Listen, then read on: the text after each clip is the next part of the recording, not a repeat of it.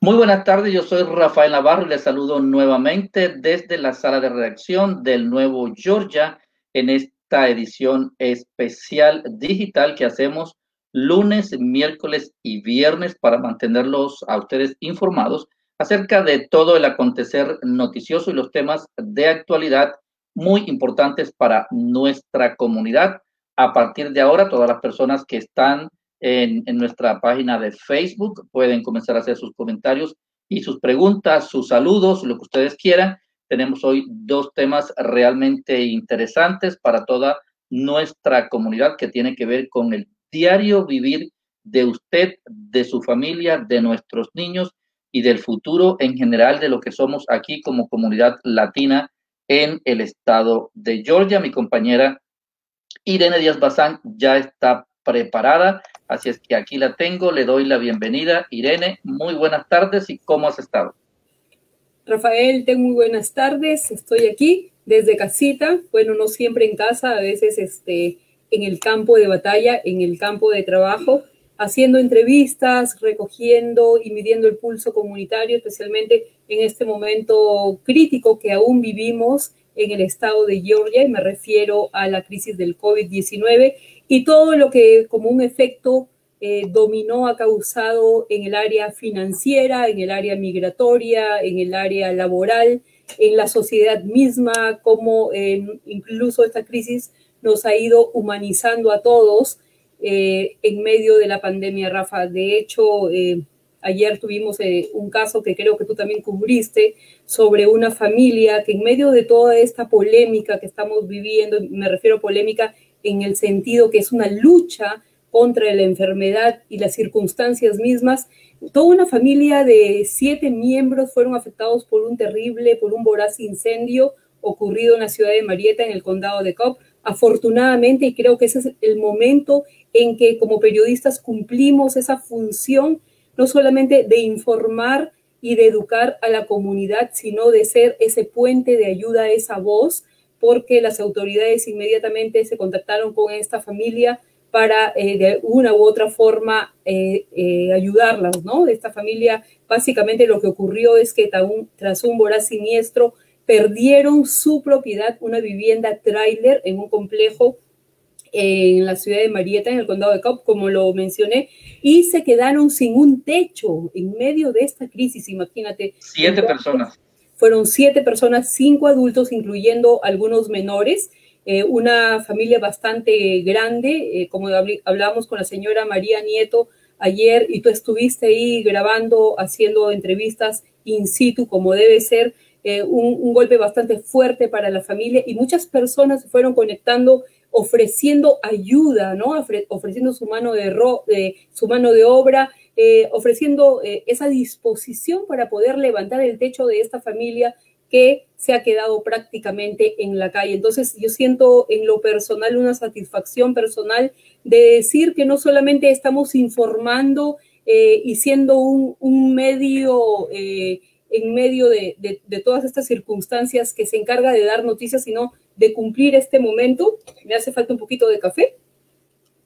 Pues bien, está bueno que tomes tu café para que te siga dando vida Para que me siga y dando vida fuerza. y cumplir este objetivo que es también humanizarnos y cooperar con estas familias que tanto nos hacen, son parte de esta comunidad a la que nosotros pertenecemos y precisamente pensando en ello, en todas las necesidades que abundan en medio de esta pandemia, tenemos dos invitadas de lujo esta tarde, Rafael, y es que tenemos a la abogada Bárbara Vázquez y además tenemos a otra invitada muy Eh, especial que tú la vas a presentar a continuación.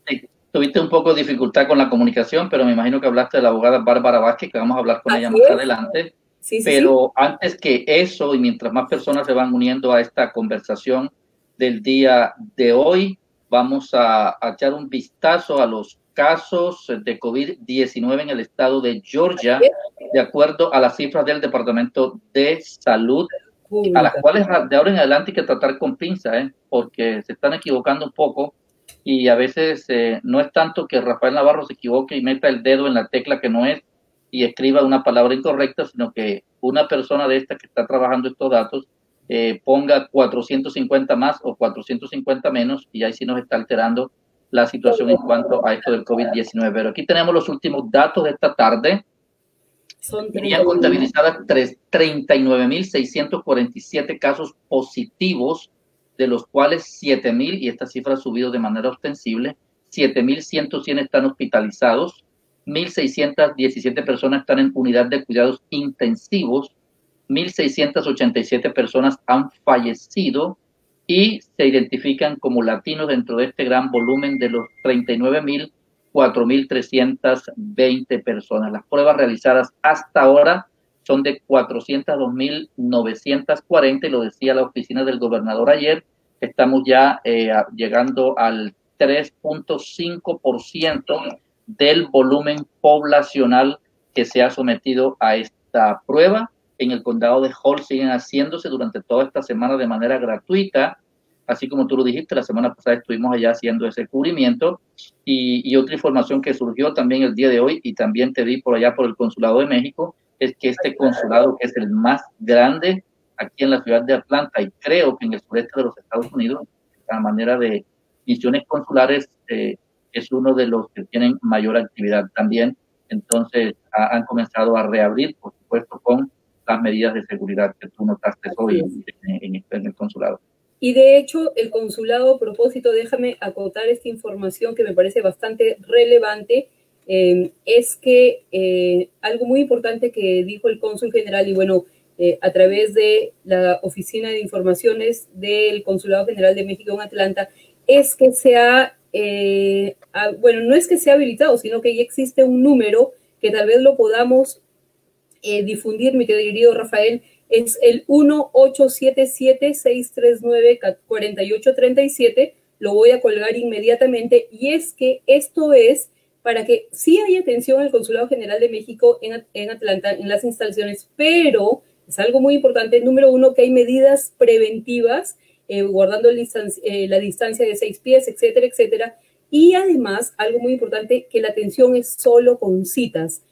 Usted tiene que llamar a este número, de preferencia hacerlo online a través de internet, pero también hay un número que se está dando para casos de emergencia. Si algún mexicano nos está escuchando, vamos a hacer la dinámica de colgar esta información de inmediato en el Nuevo Georgia para que usted tenga la oportunidad de refrescar un poco la información, Rafael.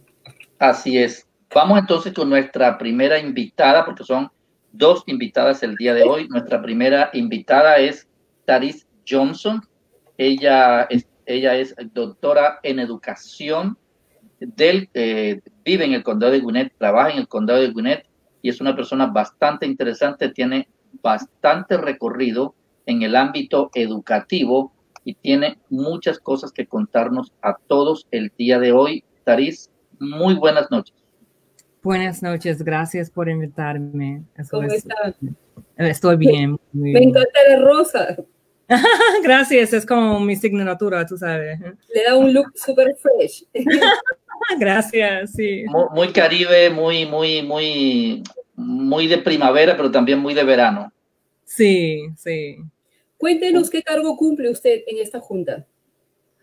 Bueno, yo estoy tratando de hacer cambio en nuestro distrito, el distrito 5 en Gwinnett County, y yo soy originalmente de Houston, Texas. Tengo 2 niños, una hembra y una hembra, y también estoy, yo soy muy dedicado a hacer lo mejor que posible para ayudar a la gente de nuestra comunidad, la gente latina también. Como yo fui a vivir en Puerto Rico por 4 años, también yo tengo familiares que son de México, que son de la República Dominicana, y todo eso es muy cerca de mi corazón, que la gente latina, la gente negros, que ellos tienen las cosas que necesitan para lograr. Y por eso yo quiero ser un miembro del Junto Escolar. Así es. Cuando hablas de la junta escolar, estás hablando de la junta escolar del condado de Gwinnett. Sí. Además, uno de los distritos escolares, si no estoy mal, es el segundo distrito más grande en todo el estado de Georgia y uno de los más grandes a nivel nacional. ¿Qué es y qué hace una junta escolar en un condado como Gwinnett? Sí. Bueno, primeramente, tenemos que crear policías. Los policías son muy, muy importantes para Política. políticas, sí. Policies. Son muy importantes porque eso es la cosa mejor que podemos hacer para asegurar que los estudiantes logran las metas académicas y también social y emocional.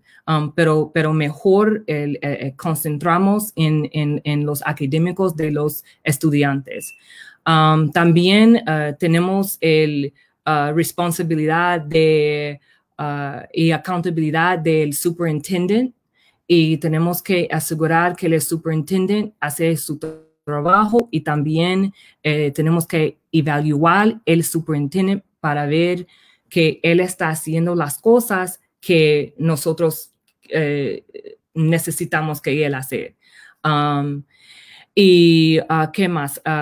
También tenemos que los recursos del distrito, tenemos que manejar esto para asegurar que las escuelas tienen las cosas que necesitan, los estudiantes tienen las cosas que necesitan y las maestras tienen el apoyo. ¿Qué más? ¿Por qué es importante saber, por qué es importante que la comunidad, especialmente la comunidad latina, conozca el funcionamiento de la junta escolar de su condado? Y sí. Siempre voy a decir de la junta escolar en general y luego voy a referirme a la junta escolar del condado de Gwinnett. ¿Por qué es importante que como comunidad, como padres de familia, sepamos cómo funciona esa junta escolar?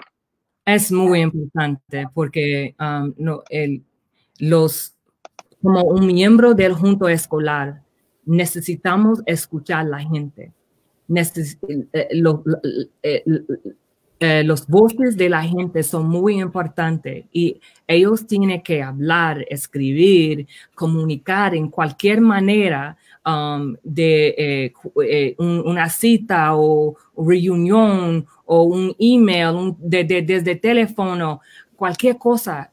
La comunidad debe comunicar a el representante para que esa persona puede representar la gente de Distrito 5 o cualquier distrito.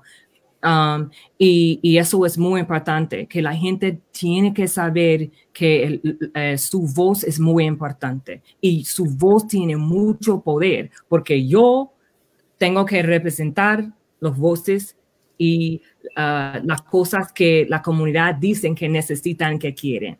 Y yo tengo que trabajar por ti y por la comunidad. Y eso es muy importante para que la gente pueda saber que su voz tiene poder. También... Irene. Sí, adelante, Rafa. No, yo le iba a preguntar, ahora que ella habló del Distrito 5, para ubicar a nuestra audiencia, el Distrito 5, ¿qué parte del condado de Gwinnett cubre? Y recuérdame, por ejemplo, una escuela del Distrito 5 superior, una high school.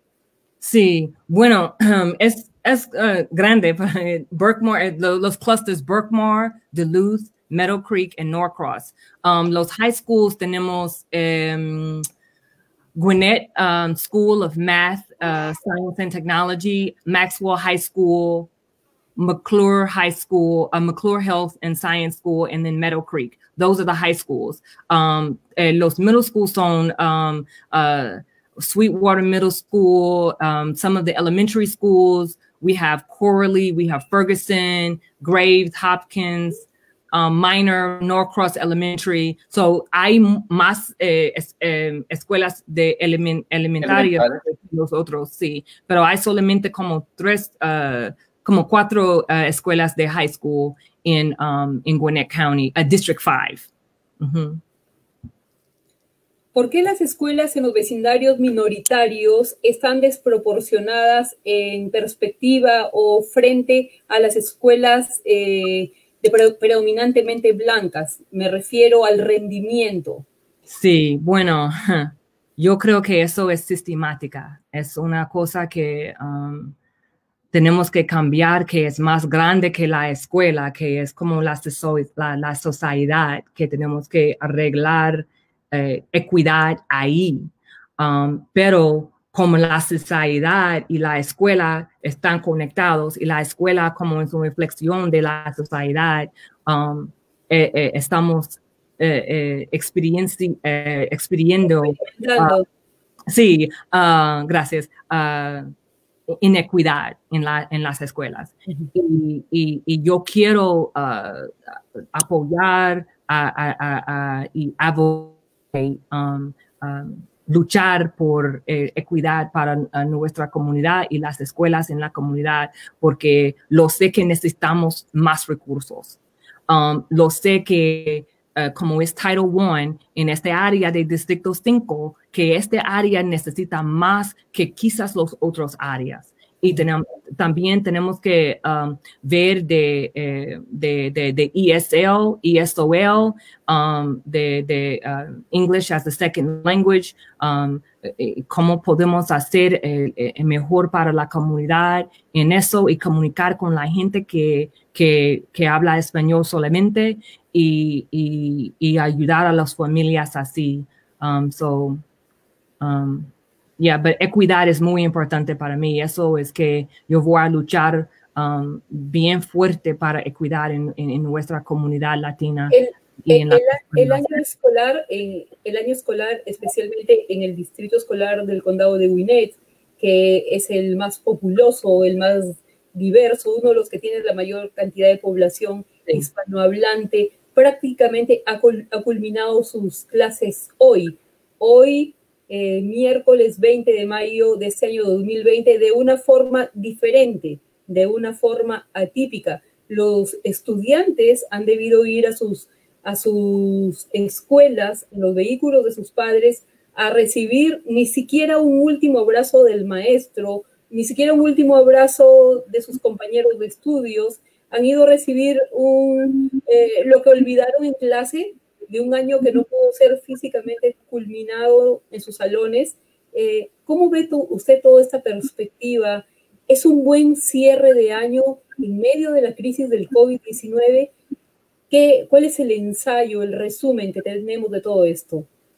Bueno, dos cosas. Primeramente, como esta comunidad tenemos muchos hispanos aquí en las escuelas, necesitamos asegurar que el currículo es representante de la gente de la comunidad, y ahora mismo no es tanto. Es mejorando, pero podemos hacer más para asegurar que hay más representación, y el currículum es de bilingüe para hacer el mejor para los estudiantes.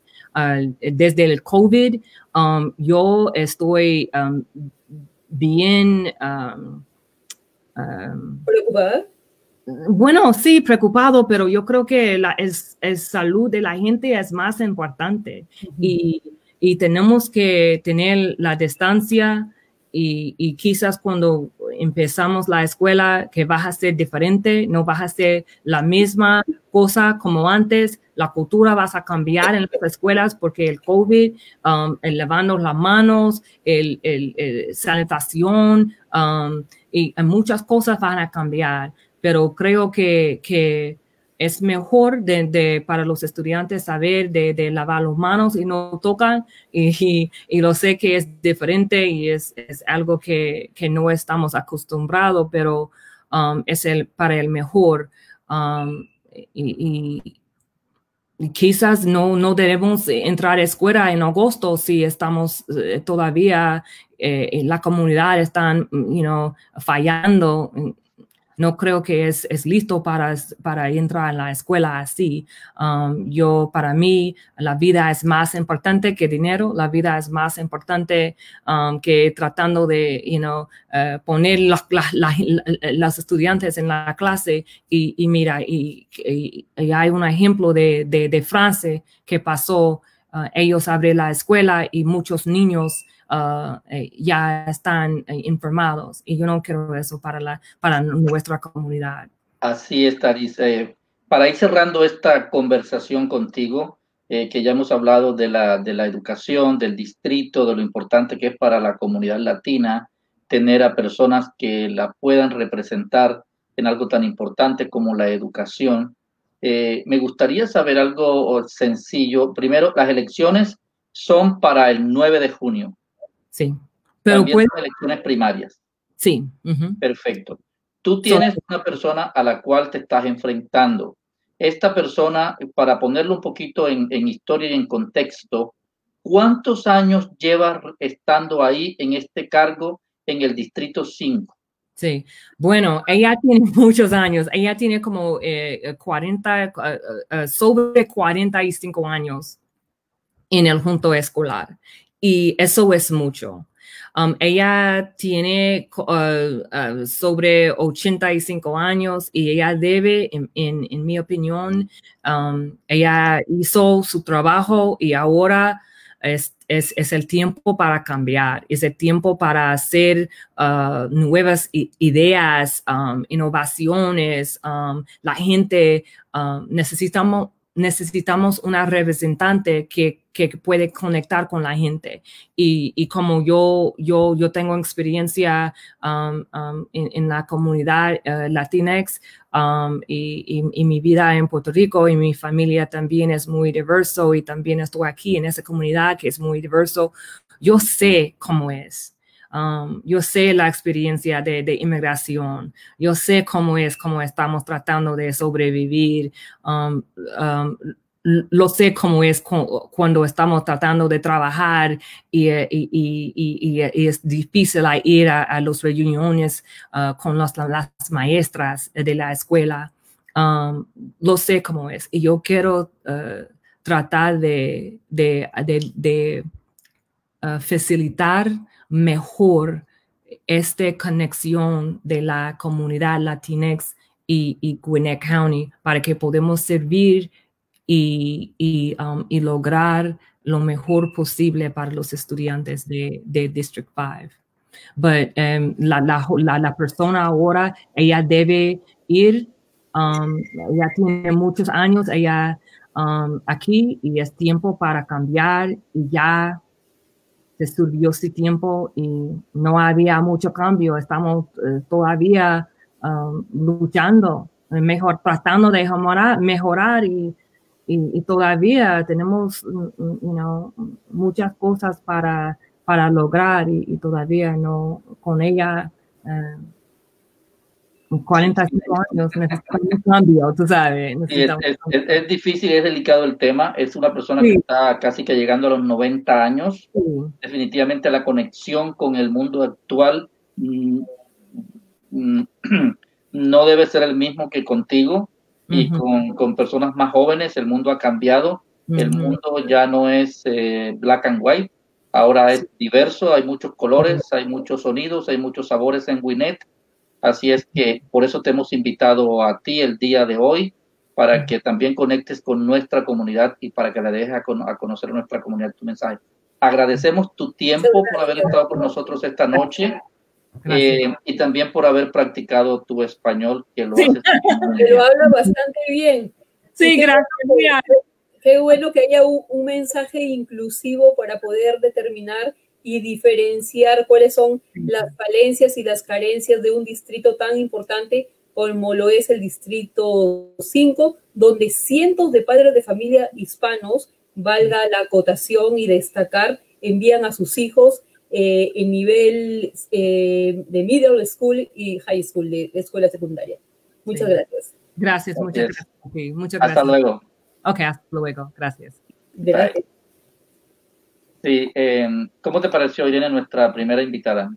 Muy interesante porque estaba pensando en esa población, precisamente como lo acabo de decir, de personas que envían a hijos a este distrito. El Title I, el título 1, es una, digamos, connotación que se da a una facción de la población estudiantil donde se determinan básicamente necesidades, y esas necesidades vienen de la demografía, y mucha de esta demografía está integrada por migrantes que se acoplan incluso cuando tienen hijos que nunca han hablado el inglés, entonces vienen a tomar clases de ESL, como lo acaba de decir, o sea, el inglés como segundo idioma. Entonces tienen que existir programas educativos para que estos chicos se vayan adaptando a este nuevo sistema escolar, que de por sí ya tienen el desafío de adaptarse a una nueva sociedad, y más aún cuando es un segundo idioma. Afortunadamente los estudiantes son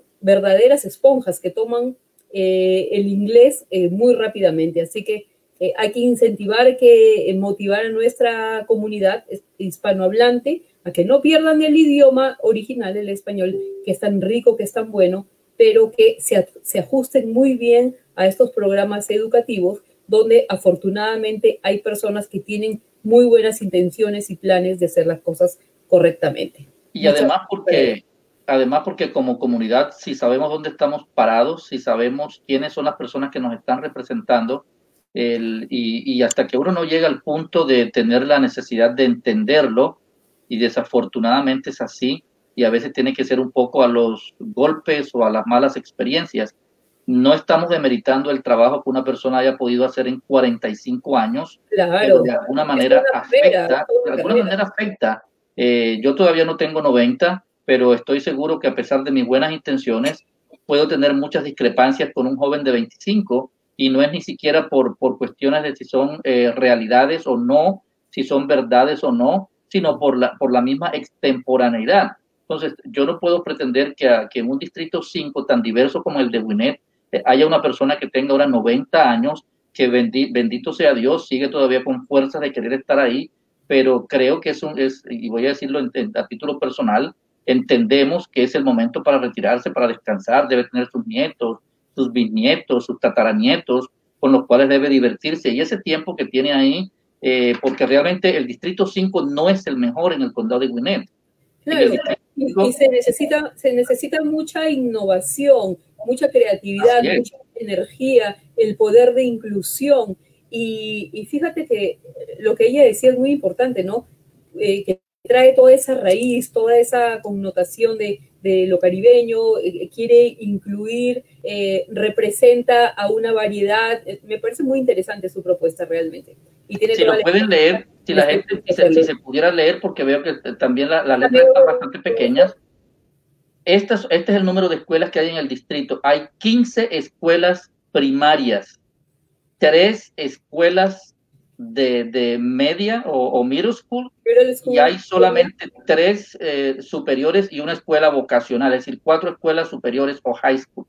¿Para dónde van esos alumnos que salen de las 15 escuelas primarias? ¿Para dónde van? ¿Y quién realmente los redireccionó hacia dónde? Son muchachos que se pierden en el camino, y la mayoría son nuestros, son de nuestra comunidad. Así que hay que tener mucho cuidado con todo esto que pasa en nuestra comunidad y con la educación de nuestros hijos. Vamos ahora con nuestra segunda invitada también, que la hemos tenido ahí quietecita y bien ordenadita, la abogada Bárbara Vázquez. Buenas tardes, abogada, ¿cómo ha estado? Muy bien, muchas gracias aquí, espero que ustedes también. Bueno, los veo que están muy bien y me agrada mucho saludarlos, y también muchísimas gracias por invitarme. Pues mire, por fuera muy bien, gracias a Dios. Yo estoy como un poco de todo. Sí, le escucho un poco la voz así, pero no es para menos. Sí, su trabajo es hablar y hablar, ¿verdad? Y entrevistar, no es para menos. Hablar, escribir, editar, corregir a mis hijos. Afortunadamente, el ser mamá nos hace personas un poco inmortales, ¿no? Porque, lo digo porque en la vida cotidiana, cuando por ejemplo... Incansables. ¿Ah? Incansables. Yo lo decía inmortales por esto, porque por ejemplo a veces te duele algo, te levantas con un dolor de cabeza o algo, pero uno emerge una energía inusitada porque uno es mamá, entonces hay que hacerle frente a todo, ¿no? Una pastilla para el dolor y ya se acabó. Y de arriba, exacto. Obviamente los mortales eventualmente nos vamos a ir de este mundo, mi querido Rafael. Que no sea todavía el momento. No, no, ni que Dios lo permita. Bueno, falta mucho todavía. Sí, sí. Bárbara, qué gusto tenerla. Déjeme presentarla a nuestra audiencia aquí en nuestro programa de Irene y Rafael Comentan. Comentamos la noticia, la analizamos, la estructuramos en su justa dimensión. Y es que hay un tema, que es un tema migratorio que a muchos está definitivamente preocupando en medio del COVID-19, esta pandemia que ya fue declarada por la Organización Mundial de la Salud. Entonces, especialmente para los migrantes, para los que han venido de otros países y que se encuentran en un momento crucial de sus vidas, quisiéramos saber cuáles son las medidas o los procesos o si ha ocurrido algo en el tema migratorio en medio de esta pandemia. Bueno, lo principal es saber que para aquellas personas que están todavía queriendo hacer sus trámites migratorios, porque con respecto a esto hay mucha confusión.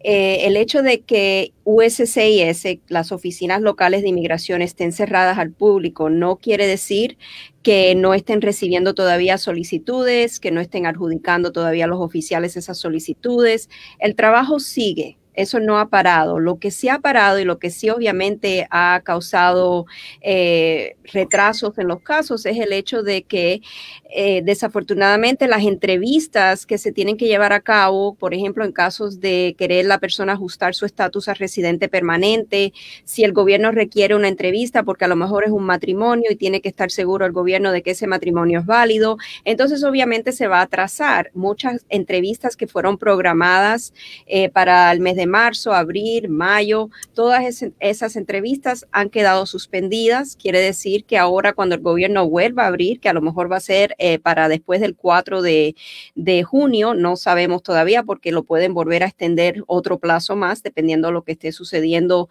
con lo del coronavirus. Entonces el gobierno va a tener que reprogramar todas esas citas que fueron suspendidas, al igual que las citas para naturalización. Ese es otro punto, las citas que tienen que hacer los exámenes para poder hacerse ciudadanos estadounidenses. Con respecto a eso, sí van a haber atrasos. También estamos viendo atraso, Irene, en lo que respecta, por ejemplo, una solicitud de un perdón por presencia indocumentada, cuando antes del coronavirus veíamos que a lo mejor el gobierno se demoraba de 6 a 8 meses más o menos para adjudicarlo. Ahora estamos viendo más de 13 meses. Es probable que se demoren por lo mismo.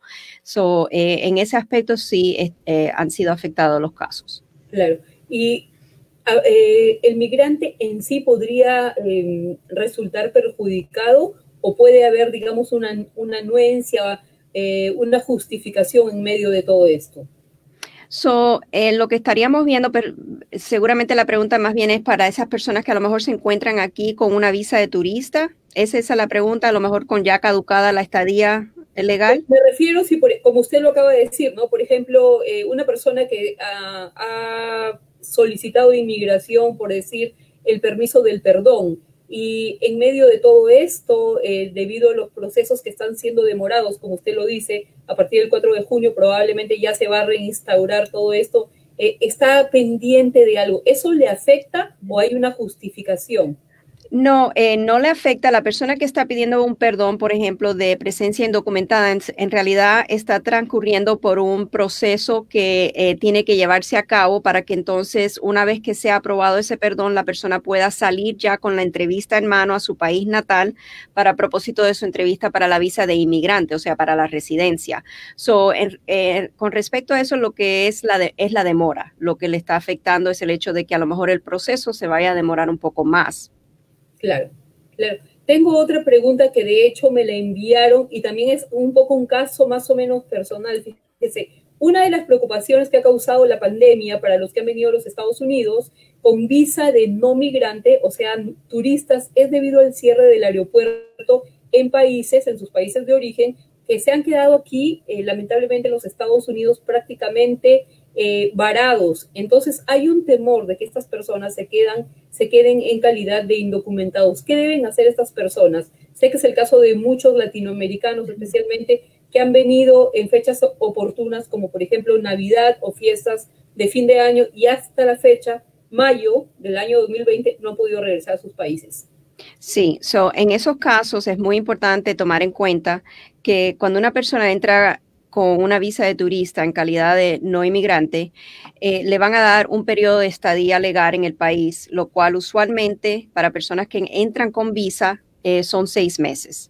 Después de que caduca esa estadía legal, entonces la persona se queda ya en el país de manera indocumentada y por operación de ley, la visa de no inmigrante, la visa de turista, básicamente es cancelada, ya no tiene efecto, pero dado a la situación que estamos viviendo en estos momentos con la pandemia, el coronavirus, los cierres de los aeropuertos, o sea que las personas se han quedado varadas sin poder viajar, es muy importante hacer su trámite para la extensión de la estadía legal. No obstante a que esté ya vencida esa estadía legal, necesitan hacer su trámite para la extensión y demostrar que hay circunstancias extraordinarias fuera del control de la persona que ha causado que la persona se haya quedado ya después de que caducara la estadía legal, después de los 6 meses.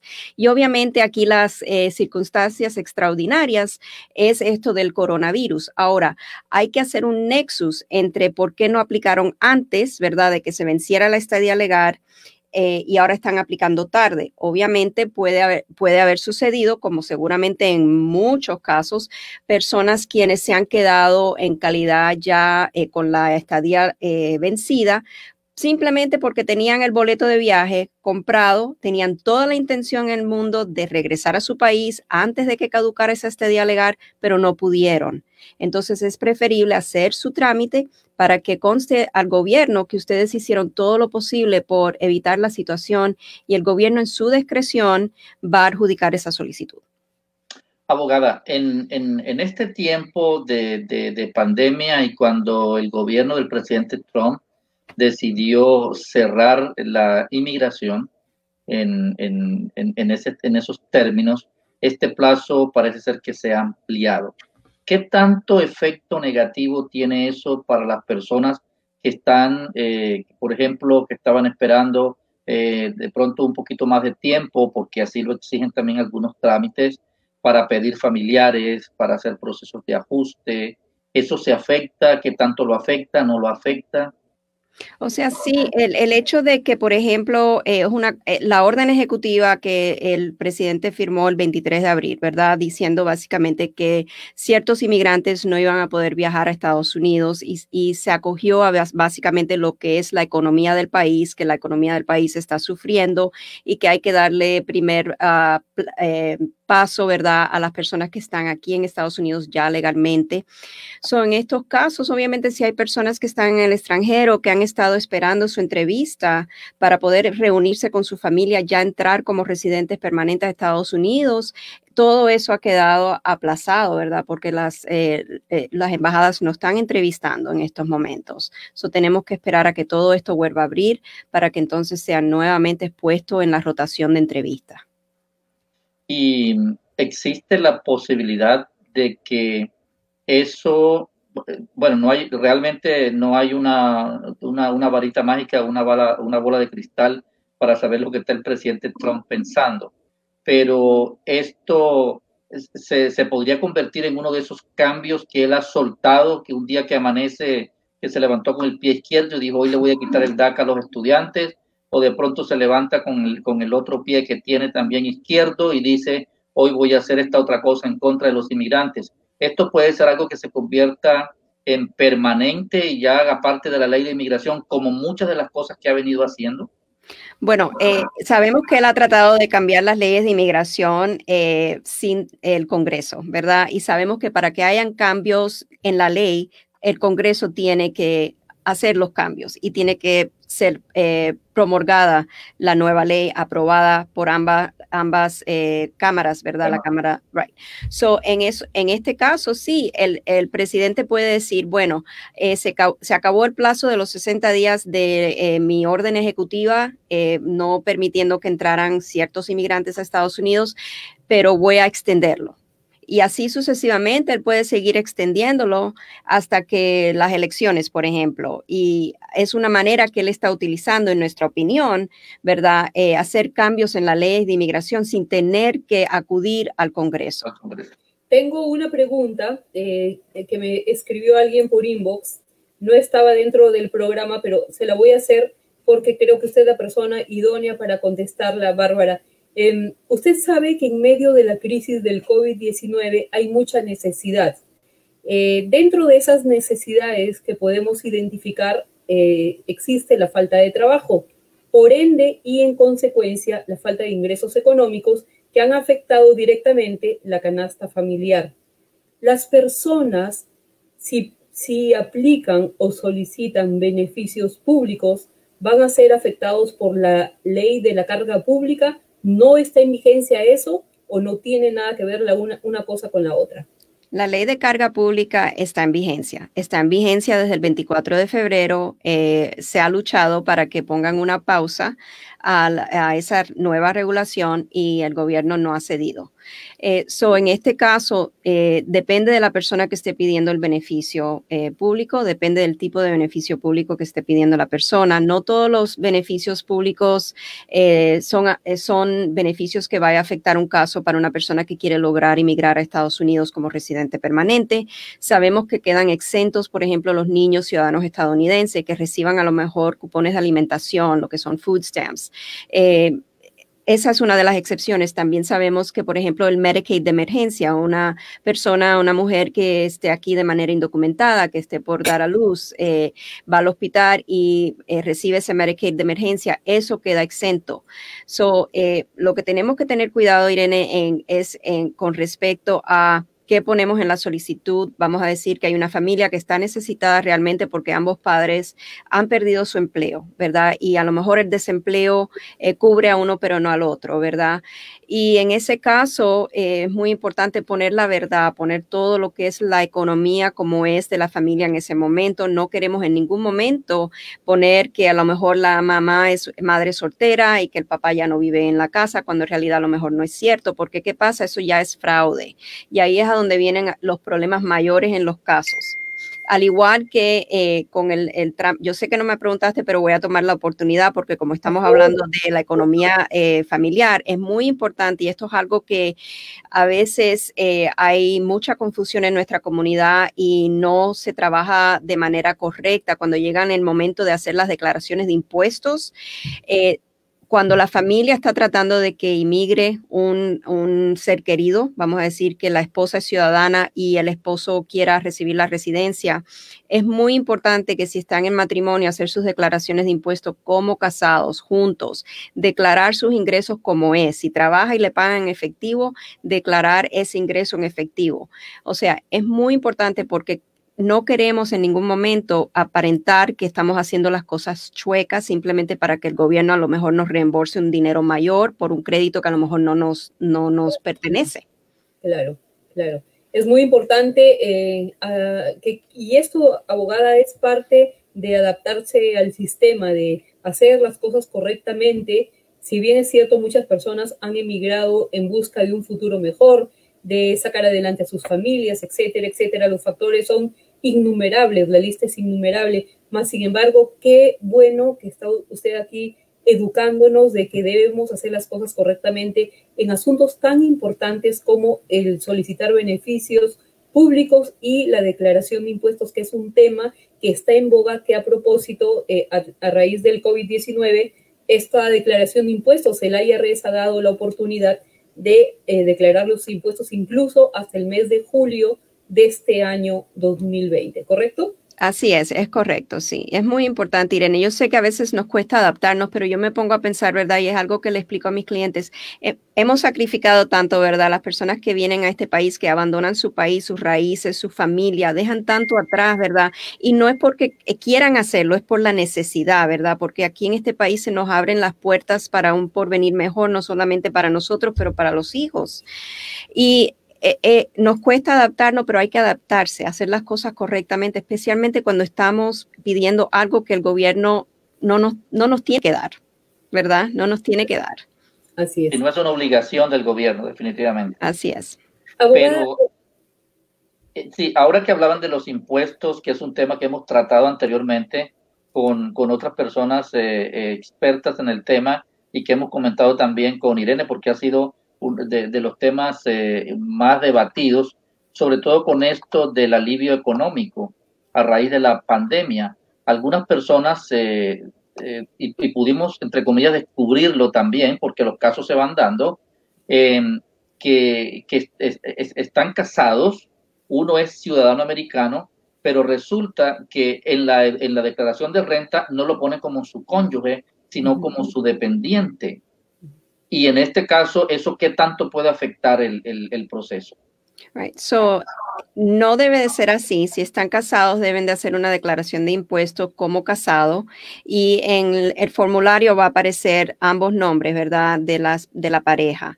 Y si la persona no tiene, por ejemplo, un Social Security Number porque está en el país de manera indocumentada, entonces un Tax ID, debe sacar un Tax ID. Es importante hacer las cosas correctamente, simplemente porque hay un estímulo económico que esté dando el gobierno. $1,200, yo sé que es dinero, ¿verdad?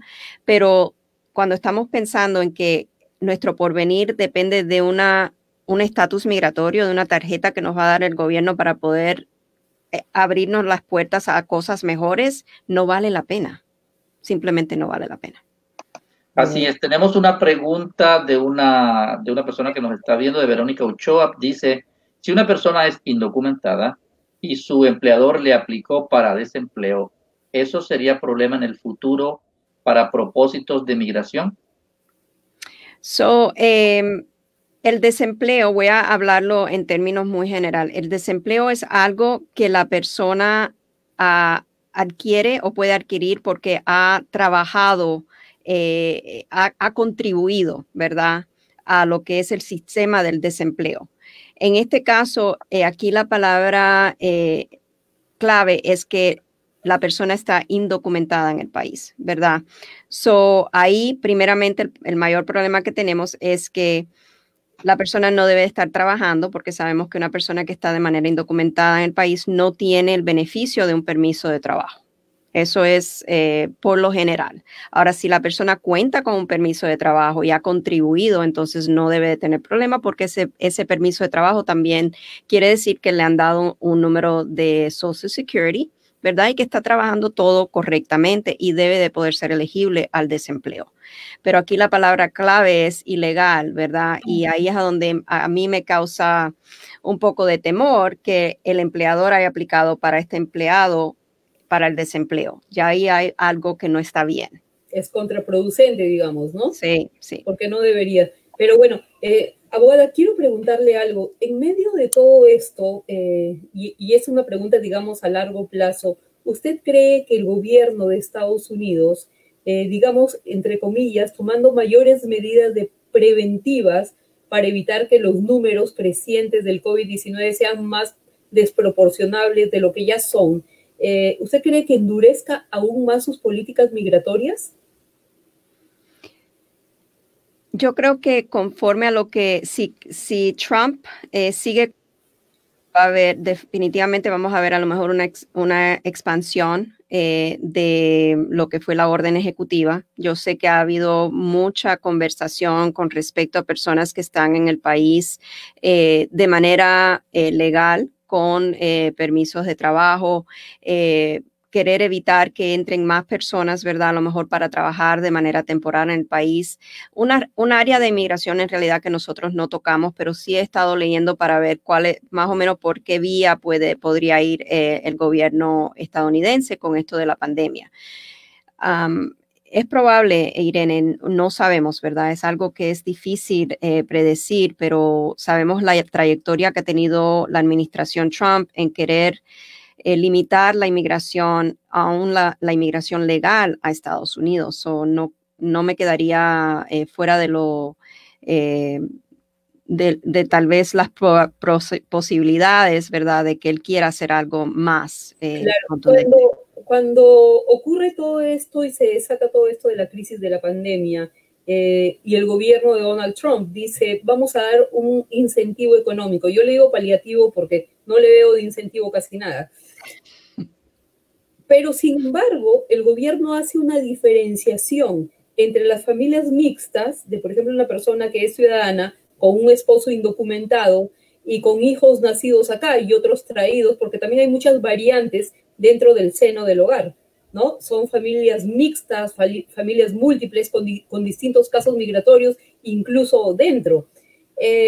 Cuando el gobierno establece esta diferenciación para enviar alivio económico y después en el Congreso se propone un nuevo alivio económico y luego se produce una aparente demanda en contra del gobierno, ¿cómo podemos observar el espectro migratorio en ese sentido? O sea, hay una pandemia, hay una crisis y a pesar de todo ello, el gobierno estadounidense está emitiendo medidas contra la población indocumentada. ¿Eso es lo que estamos viendo ahora? ¿Eso es correcto? Correcto no es, pero no me asombra porque sabemos quién está en el poder del país, ¿verdad? Y sabemos que la plataforma de él cuando estaba postulando, ¿verdad? Como candidato para la presidencia, siempre fue contra los inmigrantes, ¿verdad?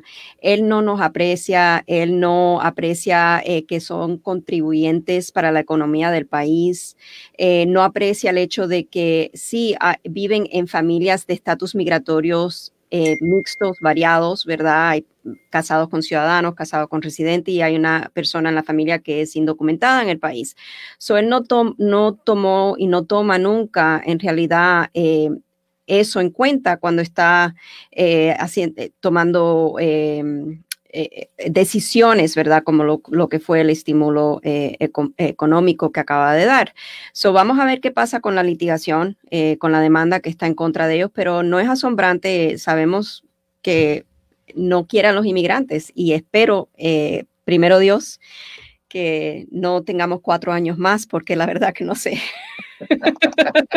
No sé si pueda.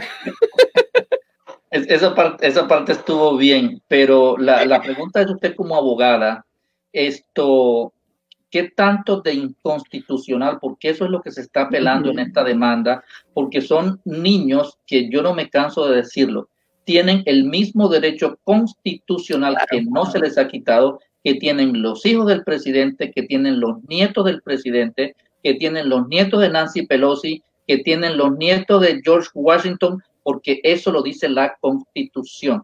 ¿Qué tan factible es? Ya la pregunta la hizo Irene, pero quiero hacerlo un poco más directa, de que esto realmente en los tribunales, esto llegue a buen puerto.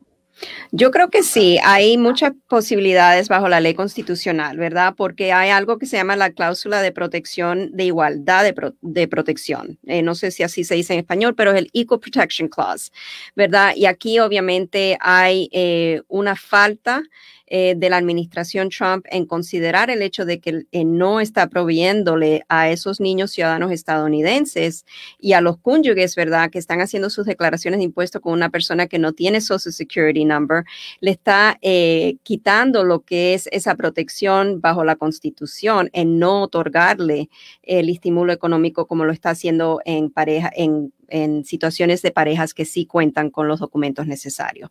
So, yo creo que definitivamente hay una posibilidad de éxito en esa demanda. Bueno, pues le agradecemos a la abogada Bárbara Vázquez por este tiempo que ha estado con nosotros. Muy claros sus planteamientos, sus ideas y además muy específicas y puntuales sus respuestas a todos estos temas de inmigración, que siempre es un tema que tienen mucha tela de donde cortar.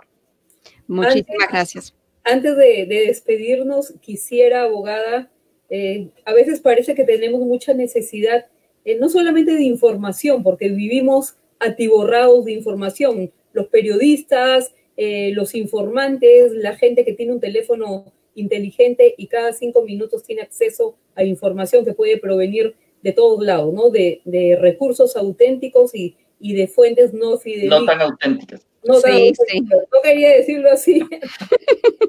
las palabras periodísticas que nos enseñaron en la universidad, mi querido Rafa.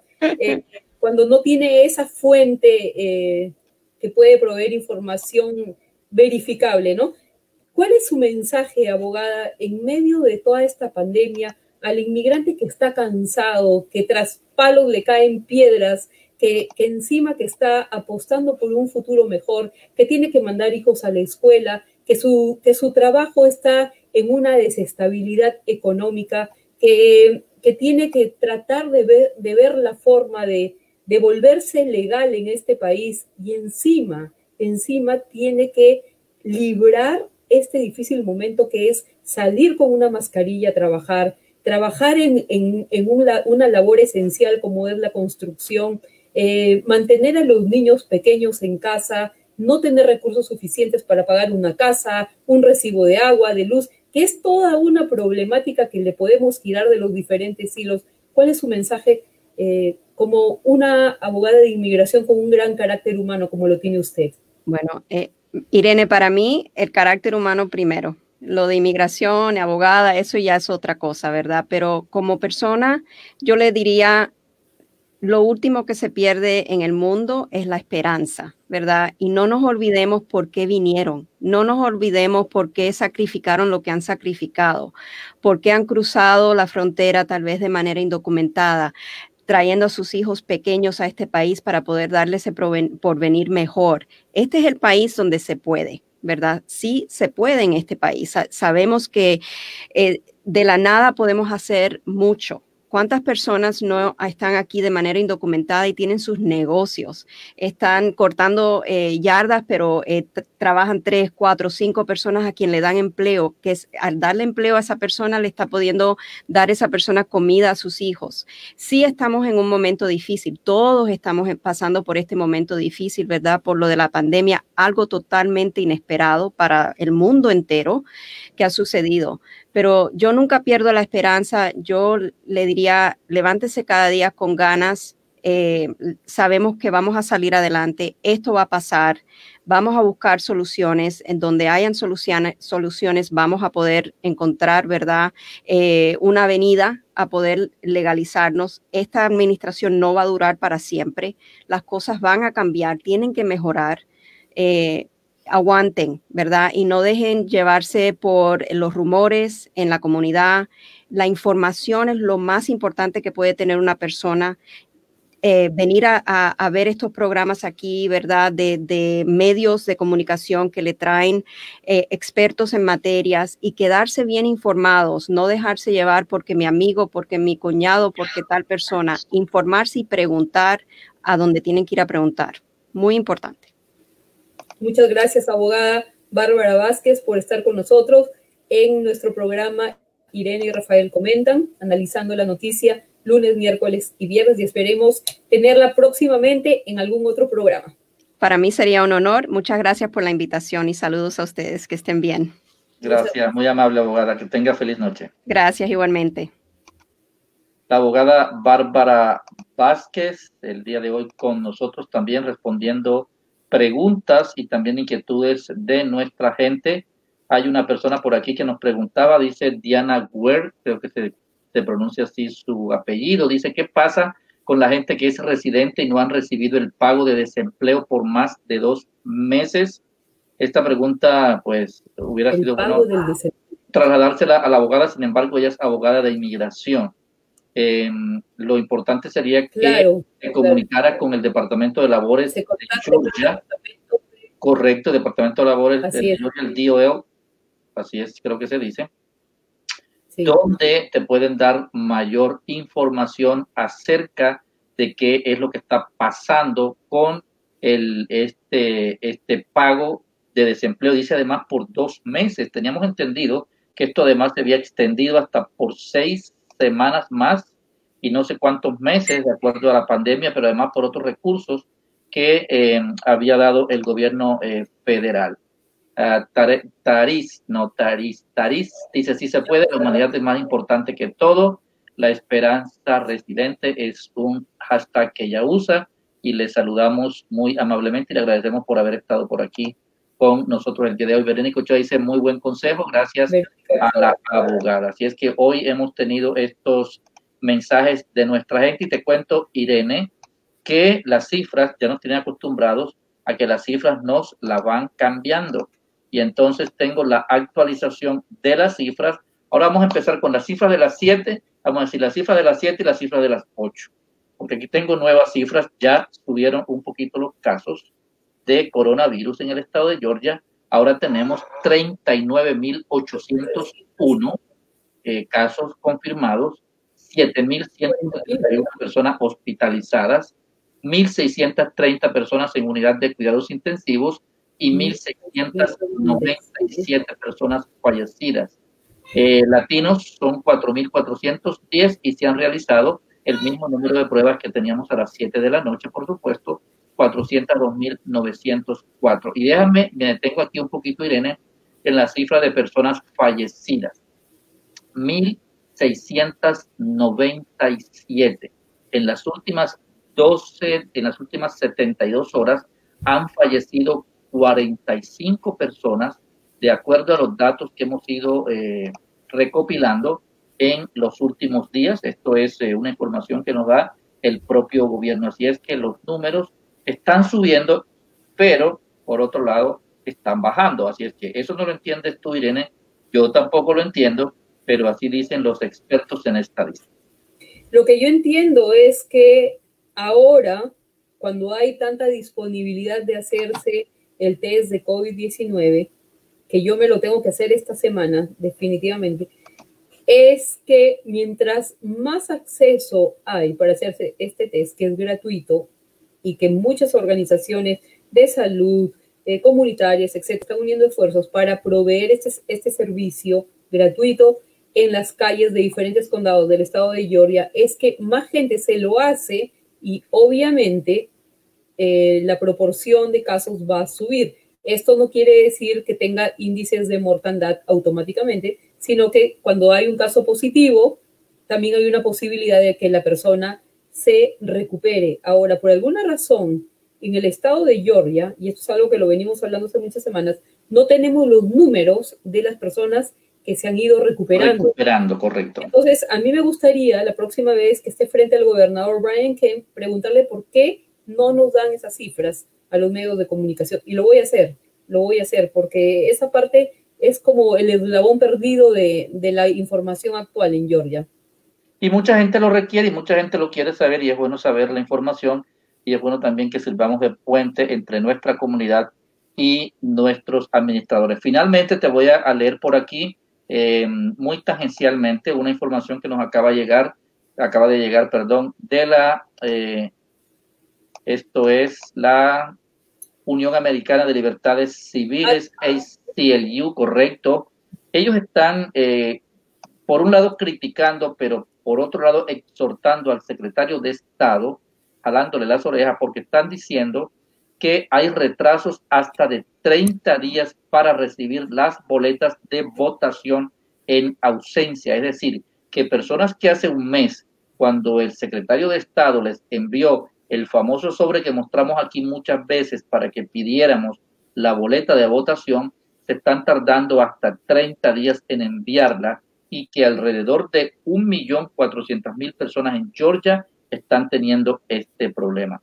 Y lo que ha descubierto la Unión Americana de Libertades Civiles, y qué bueno por organizaciones como esta que se toman el trabajo de estar hurgando dónde están las cosas sucias y dónde es que se atascan los procesos, es que ni más ni menos el secretario de Estado contrató para enviarle, oígase bien, para enviar las boletas tuyas, Irene, las boletas de votación, si tú lo hubieras pedido, contrataron a una compañía que está en Arizona, 1.800 millas desde Atlanta. Es decir, la boleta tuya, tú la pides aquí a la ciudad de Atlanta. Y de aquí entonces hay que remitirle esa correspondencia, 1.800 millas hasta Arizona, para que desde Arizona te la devuelvan aquí a tu casa en Gwinnett. ¿Cómo te parece ese dato? Pues interesante. Pero sabes que no me sorprende, porque siempre cuando hay un proceso electoral ocurre algo relacionado con esto. Afortunadamente, organizaciones como ACLU, como ACLU de Georgia y ACLU a nivel nacional, que es una de las organizaciones más antiguas que vela por los derechos civiles de las personas, siempre está vigilante de todo este tipo de cosas y siempre se están emprendiendo demandas que al final del día las cosas llegan a esclarecerse y las cosas logran resolverse a favor de las personas que son afectadas, ¿no? No se puede permitir que siendo o debiendo ser constitucionalmente un proceso completamente transparente, el proceso electoral nuevamente se vaya incurriendo en errores. Paso a paso, apenas empezamos con las votaciones anticipadas. El 9 de junio son las votaciones en las que las personas que están inscritas deberían participar. Y así por el estilo. En noviembre tenemos las elecciones generales. No queremos llegar a una elección general en noviembre de este año 2020 con una serie de irregularidades, porque entonces va a ser una inmensa bola de nieve que va a caer sobre todo y no necesitamos más problemas en este momento, que ya tenemos bastante con lo del COVID-19. Así es, Irene. Pues bien, ha estado muy amena y muy productiva la charla de esta noche con estas dos invitadas, con estos dos temas, el de la educación y el de la inmigración, que nos compete a la comunidad latina en general.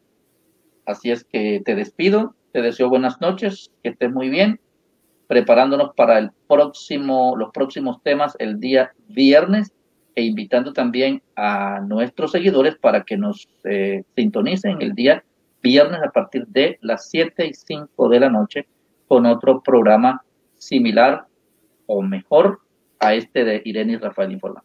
Así es, Rafael, y bueno, me despido, no sin antes estar siempre a la vanguardia de la información, atentos a todo lo que va ocurriendo. Ya hemos visto también que en el estado de Georgia se piensa reabrir los parques acuáticos, las piscinas, entonces esto sí es un poquito preocupante. Mientras esos números no bajen, no debería haber tales disposiciones. Pero bueno, finalmente en nuestra opinión parece que al gobernador no le importa mucho y bueno, tendremos que estar atentos a las consecuencias, mi querido Rafa. Con esto me despido, invitándolos a la reflexión, porque uno acá no nada más está hablando porque sí, hay que reflexionar en lo que ocurre el día a día para saber tomar decisiones inteligentes en la vida cotidiana. Así es. Muchas gracias, cuídate mucho, que tengas una excelente noche. Adiós. Mi compañera Irene Díaz Bazán, que por supuesto yo también me uno a ese llamado, no solamente de reflexionar, sino de entender que estamos en un tiempo difícil todavía, que el hecho de que las administraciones públicas digan que esto va mejorando no es motivo, ni es el momento tampoco para que comencemos a quitarle esa importancia que tiene esta pandemia, este virus, esta enfermedad, como usted le quiera llamar. Constantemente veo personas en las redes sociales que son conocidas mías, algunas que son amigas mías, algunas que he visto que han podido salir adelante de esta enfermedad, de este virus, que han podido sortear de buena manera esta situación, pero otras que definitivamente han perdido la batalla. Y no solamente aquí, también en los países nuestros, en América Latina, hemos visto cómo esto ha causado estragos dentro de las familias. Esto no es mentira, esto no es un invento, esto es real, quiéralo creerlo usted o no lo crea. Esto no se trata de creer, se trata de que es una realidad y ante esa realidad nosotros debemos estar muy atentos para de esa manera saber a qué enfrentarnos. Yo les deseo a todos ustedes muy buenas noches también. Cuídense mucho, nos vemos el próximo viernes a partir de las 10 de la mañana con nuestro resumen digital, con las películas recomendadas, con el video de la semana, con los mensajes de la semana, pero también con las noticias que trascendieron durante esta semana. Y también a las 7 de la noche a través de un programa como este, conversando con mi compañera Irene. Buenas noches y cuídense mucho.